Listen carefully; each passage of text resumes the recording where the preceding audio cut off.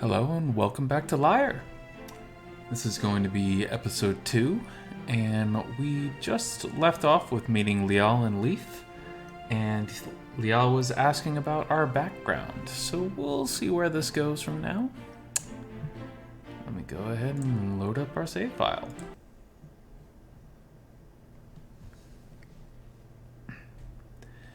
It's not even the 18th hour by the time the sun dissipates behind the mountains, and I'm forced to light a candle. I've taken most of my outfit and folded it and set it down in the corner for tomorrow.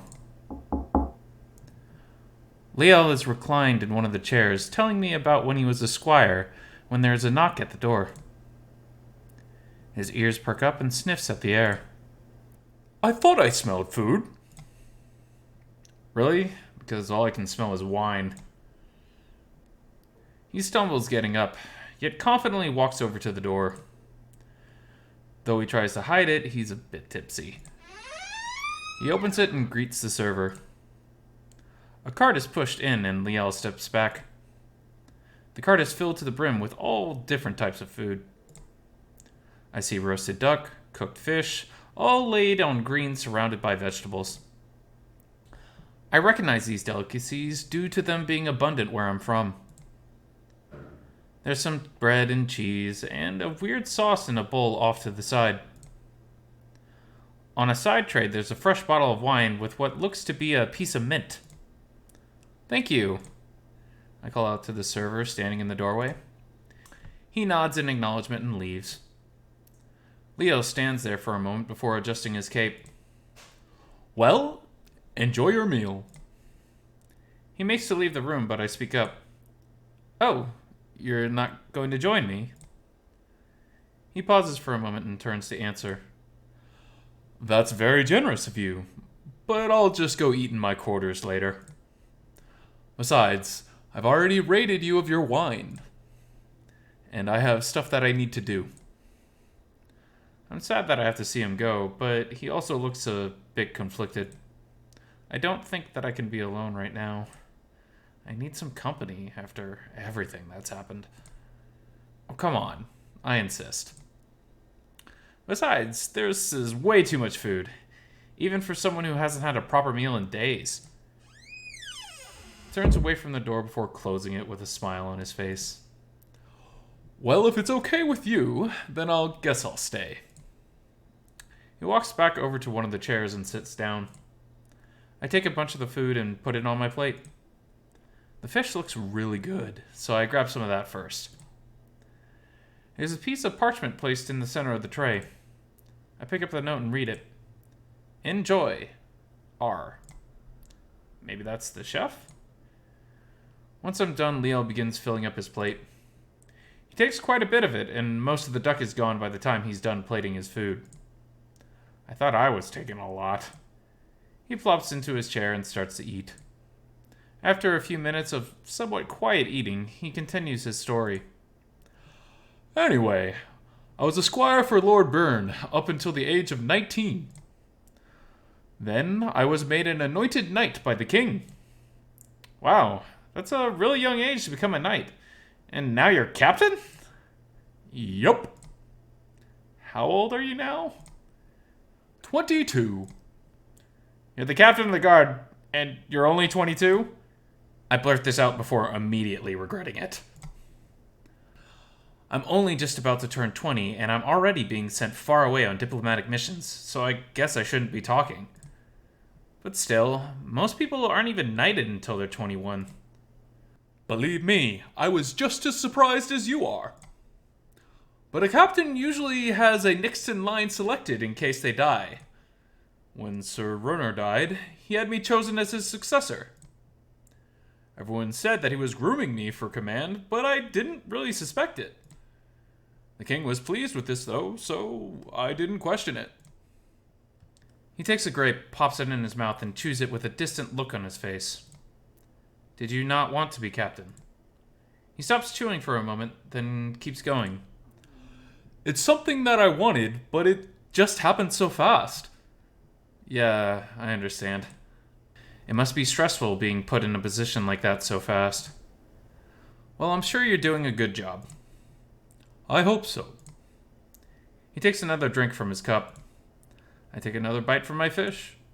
It's soft and basically melts in my mouth. It's the best food I've had in a long time. Maybe it's because I was so hungry. The fish tastes much different from the fish off the coast of Ern. Leo empties his cup and then reaches for the pitcher to pour some more. So, Owen, how old are you? I'm 19. You looked a bit older than 19 to me. I cocked an eyebrow at him. Not that that's a bad thing. Ha. Well, the same can be said for you, Scruffy.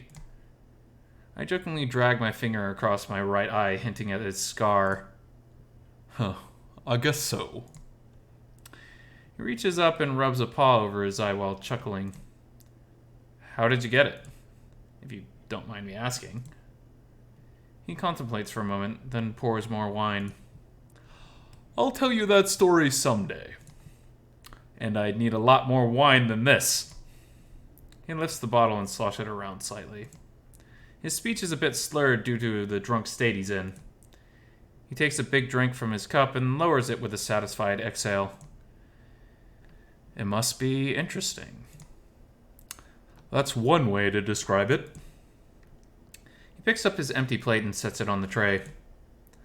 I'm finishing a piece of bread when I notice his eyes light up. Can I have this piece of mint? He holds up a little bundle of leaves. Yeah, you can have it. Thank you. Mint is my favorite. He pops a piece of it in his mouth and chews on it in pure bliss, his tail wagging. I finish my plate and place it on the tray. I'm feeling really tired now that I have some food in my stomach. I can tell Liel senses this. Thanks for letting me eat with you, but... He gets up from his chair with a grunt and pats his stomach. I should probably be going, and I'm sure you're going to have a busy day tomorrow. He starts walking towards the door. No need to thank me. You're good company. He smiles and opens the door. Have a good night, and I'll be guarding the hall for a bit if you need anything. Good night. He kind of stumbles through the door and it closes with a thud. I take off the rest of my outfit, blow out the candle, and then fall into bed. Today was certainly a strange day. I've only been awake for a couple hours, but I feel so tired. My side still feels a bit sore, but it should get better with time. Liel and Leif seem really nice, especially Liel.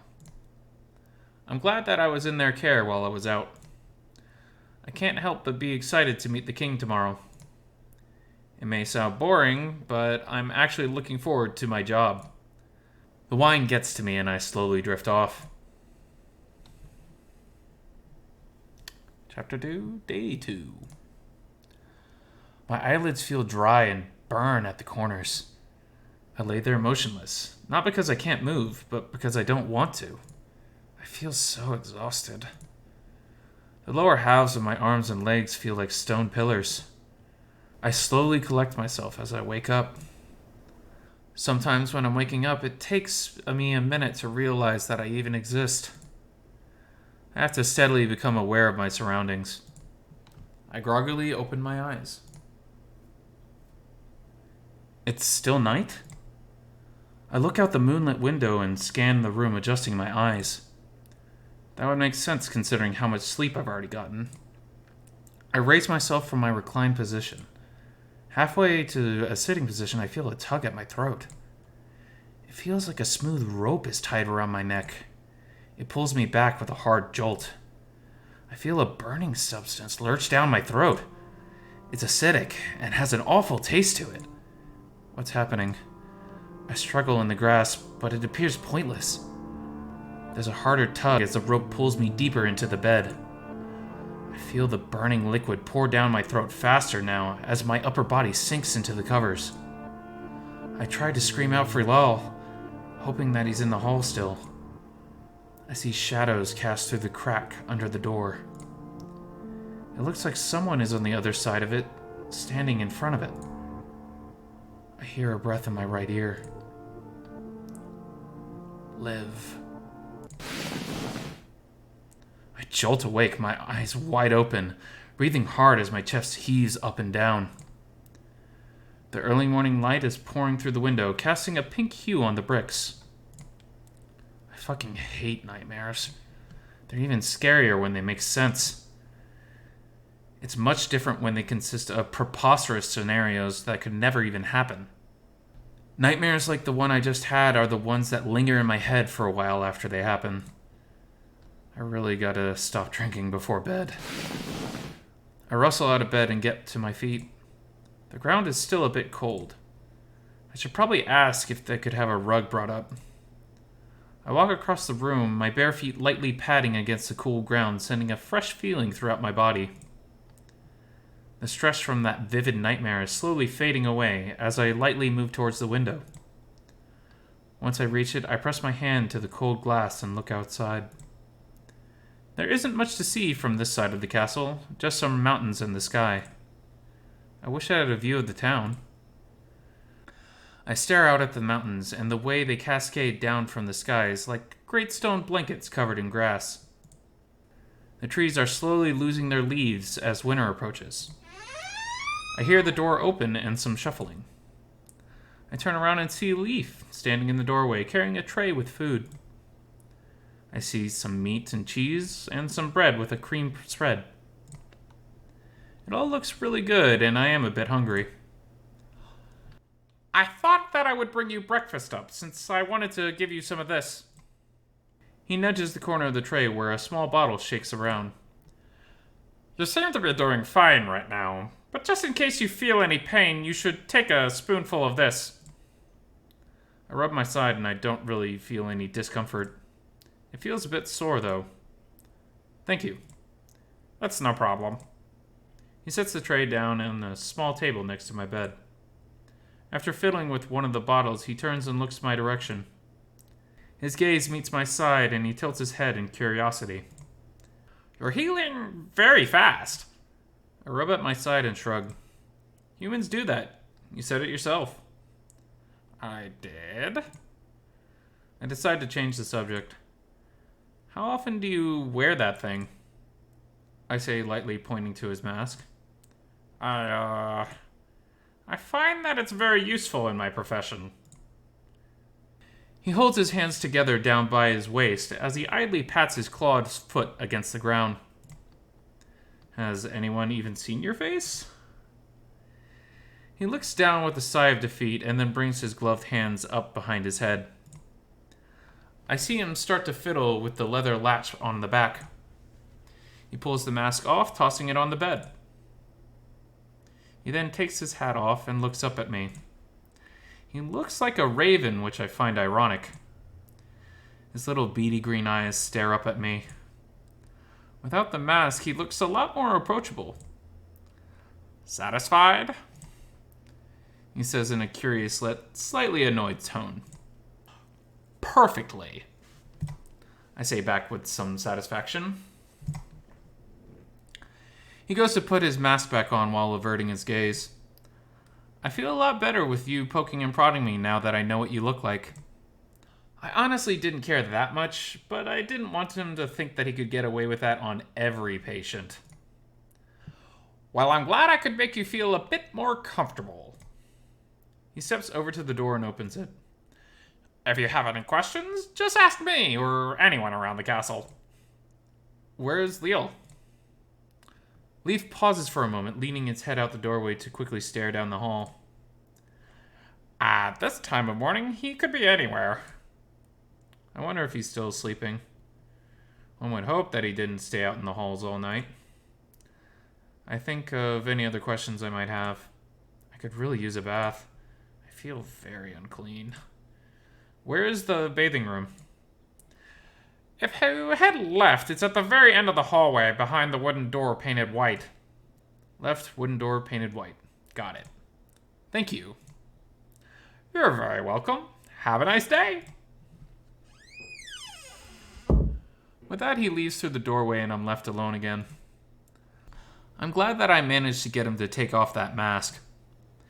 It's not like I'm someone riddled with a contagious disease. I walk over to the desk near the door and fidget with some of the things on it. There's a nice looking quill, which I pick up and twirl around my fingers. I set it back down and then walk over to my pile of belongings. I'll probably have someone come up and unpack my things. I guess I can arrange them to my liking once they're at least out of their trunks. I turn back to the tray of food sitting on my bed and carry it over to the desk.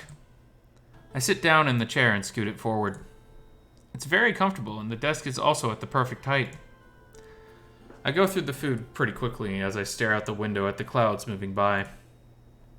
Before I know it, I'm done with my meal and drink the last of my water. It only takes me a couple minutes to gather my things and head out the door. I step into the hallway. The walls are lined with stone pillars, and there's an occasional portrait, statue, or torch. As I near the end of the hall, it turns into a sort of balcony. The pillars are separated by large arched windows. I get a nice view of the fjord from here. The light from outside pours into the hall and lights up the bricks with a glow. I reach the end of the hallway, and there it is. A large door painted white, the light shining off it, making it contrast against the walls. I approach it and grab onto the handle. There's some resistance as I pull on the door. I push on it and it finally budges. The door swings open and I'm met with a wonderful smell. The room is white and reflective, giving off a hazy glow. My eyes are instantly drawn to a large empty pool in the center of the room with a towering fountain in the center. The faucet is shaped like a weird spiraled antler and made of what looks like gold. I stride into the room, my footsteps echoing off the walls. Even with the sound of my shoes padding against the ground, the room is peacefully quiet. To my right, there are 3 tall windows. Their glass is stained blue, green, and yellow. The green one in the middle is slightly taller than the other 2. Figures, I whisper to myself under my breath. It reverberates around the room regardless. On my left, there's another door. There are some carved benches against the walls and some towels folded and stacked next to a laundry chute. I set the clothes that I planned on changing into next to the towels.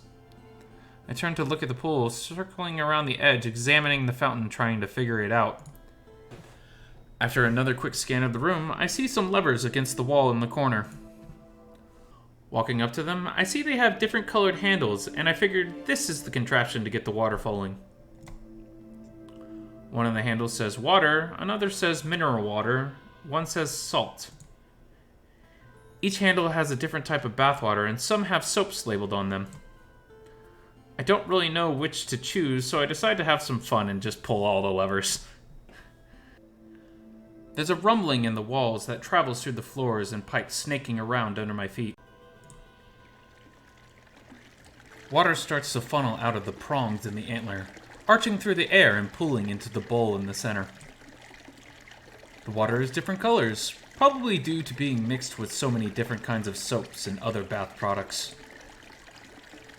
It fills up the bowl in the center quickly, and soon a pillar of water starts to flow over the edge of the rim, splashing at the bottom of the pool. After a while, the water is filled up to an adequate height and starts to drain out of the sides so that it doesn't overflow. It's very enchanting watching the light from the colored windows shine in the pale room and bounce off the multicolored pool, sending refractions of colored light bouncing off the walls.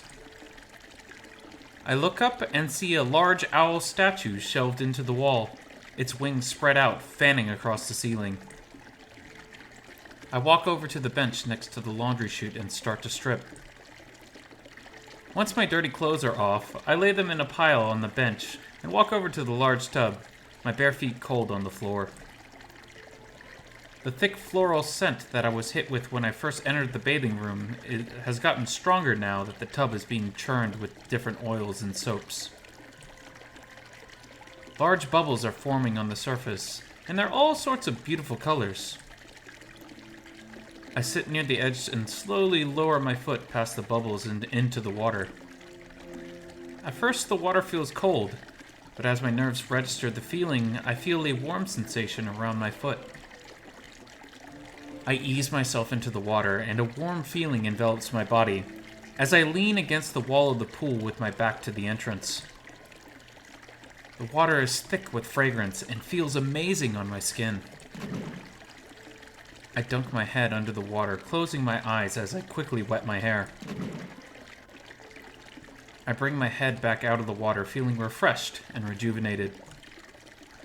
Although Liel said that I didn't smell, there was no denying that I felt very dirty. I carefully start to rub at my arms and legs as I clean myself. The waters wash away my worries, and my mind drifts away from all the crazy things that have happened, so far along with the weird dream I just had. I finish cleaning and lean back against the wall of the pool, closing my eyes to rest for a minute.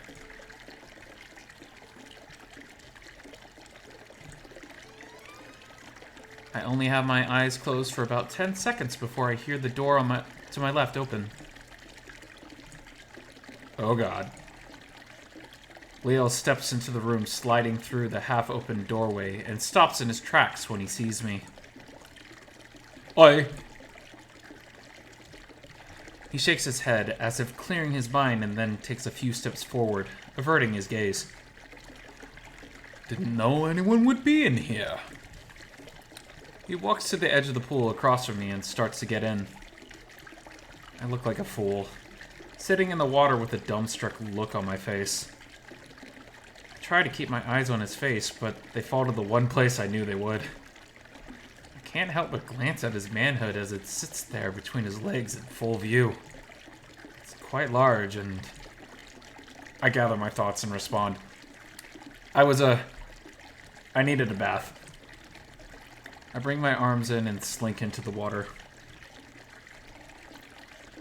Leo steps into the water and leans back against the wall, with his arms crossed over his chest. His bushy tail floats on the surface behind him, before getting wet and slowly sinking under the water. Yeah. There's an awkward silence in the room as we both just sit there. The red slowly fades from my face over time as I grow more and more comfortable with the situation. So how was your morning? He pauses for a moment before answering. It was good. I got plenty of sleep. Pauses again. I have a massive headache, though. How are you feeling? He starts to rub his arms and torso, cleaning his fur. I feel good, I guess. I got a lot more sleep than I thought I would. That's good to hear. He dunks his head under the water and comes up a few seconds later. The fur around his neck is completely drenched. He catches me staring at him, and I avert my gaze nonchalantly. I hear him splash around in the water for a minute, then he speaks up. I hope that wasn't too uncomfortable. What? Of course that was uncomfortable. Here I am enjoying a nice bath alone with my thoughts, and in steps an exposed wolfman. I mean, in any other situation I wouldn't mind, but this certainly took me by surprise. Just a bit. I glance in his direction and see an embarrassed look on his face. Don't worry about it, though. I relax a bit and move my way around the bench. Okay. I watch him scrub the fur around his shoulders and neck, and then splash water on it. He then dunks his head under the water and scrubs his head, his ears flopping around.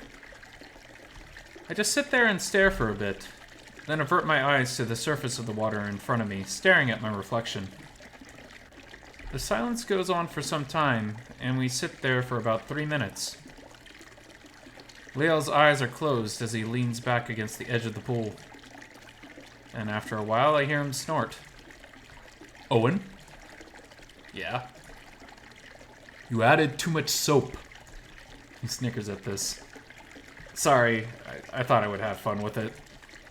I didn't know exactly how to use the levers. You're fine. Next time, only pull the soap lever down a tiny bit. He lifts his paw from the water and pinches his finger and thumb together to emphasize how little I should use. Sure, thanks. There's more silence as we sit there listening to the soft noise of the water pooling from the fountain. You know, Oh wait, I forgot to mention. I got a message from the king to let you know that supper will be at 7. Where's supper? Oh, it's in one of the royal dining rooms. I'll escort you there at 15 till. Oh, and don't be intimidated. He's a very kind person. Even if he doesn't look the part. He's a stag, right? Yeah, he is. That's all I really know about him. You don't know his name? No, I know his name, but back home in Ern, everyone refers to him as the Stag King. Not meaning any offense by it, of course. I feel that might have been a rude thing to say about his king. Trust me, no offense was taken. Just don't say anything like that in front of him. I don't even know how he would react. He shakes his head and chuckles. He would probably just laugh it off. Or even just not acknowledge it. Just try not to overanalyze everything that he does. That's something that I definitely have trouble with. Really, it's his son who you should watch your step around. The prince? Yeah, he can be a real pain. He's nothing like his father. Just make sure to get on his good side. Make a mental note not to piss off the prince. Okay, I think I can do that. After all, it's part of my job. Kissing up to the right people. He smirks at this and leans back, staring at the ceiling. My eyes drift around the room, landing on him occasionally. I don't want to be rude, but my curiosity betrays me and my eyes drift to him like magnets. Back in Ern, it was a rare sight to see a wolfman, even with the small population of other species. I never had been so close to one, especially in a situation like this. The way his fur gleams in the light, the way his ears twitch around at every little noise. His large body and intimidating presence. Oh my god. There I go again, getting carried away with my own thoughts. This is the last situation I would want to be put in. I managed to compose myself and sit up straight. I watch the fountain flow down, creating ripples on the water as I try and take my mind off things. After a while, the tense silence breaks as I hear Liel disturb the water. Well, I've had enough water. I watch him turn around and lift himself from the pool. I get a glimpse at his rear and quickly look down, biting my lip. He gets up and walks over to one of the benches where I see some clothes laid out. He takes a towel and starts to dry himself off. By the end, his fur is really fluffy and he combs it down with his paws. While I'm watching his tail swish back and forth, he turns and his gaze meets mine. I dart my eyes down and hope he didn't see me looking. I hear him stand there frozen, then he continues to dress. I'm still looking down at the water when I hear him walk up to the edge, his feet splashing the small puddles that have formed on the ground. He stands there smiling down at me with a loose shirt and trousers on. I guess I'll see you later. He looks around for a second and then gives me a nod. He walks behind me and I hear him go through the door. I sit there for a bit longer, waiting for my obvious erection to go away before getting out. Once I do, I slip a little bit walking over to the levers. I pull all of them a second time and the water shuts off. The water drains and then I hear the pool filling up again. I peer over the edge and see it filling up with fresh water. I guess that's how they clean the pool out of any soap left behind. There's some towels folded up and stacked in a corner. I grab one and start to dry myself off. Once I'm done with that, I throw it down the chute and start putting on my clothes. It's not difficult, but it still hurts a bit due to the soreness of my wound. Once I push the last button into place, I walk over to the bench next to the door and put on my shoes. Then I make my way out of the bathroom. When I step out, the sun is high in the sky and a few birds fly by the pillars. I look on the ground and see Liao's wet footprints make a trail down the hall. I shake my head and chuckle to myself, walking over to the edge of the window. Staring out of the window gives me a better view of the kingdom. I see some homes scattered about, and if I crane my head in the right direction, I can get glimpses of the city and fjord. I gaze a bit longer and then sigh. I can't shake the thoughts running through my head right now. It feels wrong being so attracted to a man I just met. Not to mention, he's my bodyguard. And a wolfman. I mean, it's not unheard of. I shake my head and ashamed of myself. There's just something about him. Sure, he's good looking, but he's different from most people I've met. He seems to have a good head on his shoulders, and he has a kind heart, though he humbly tries his best to hide it. Of course, this is just my first impression of him. There's one more thing that I really like about him, though. He seems genuine. And we'll save there for now. So I've been having fun. Yeah, I'm looking forward to doing more recordings, and this has been Fritz-Ay Says. Have a nice day.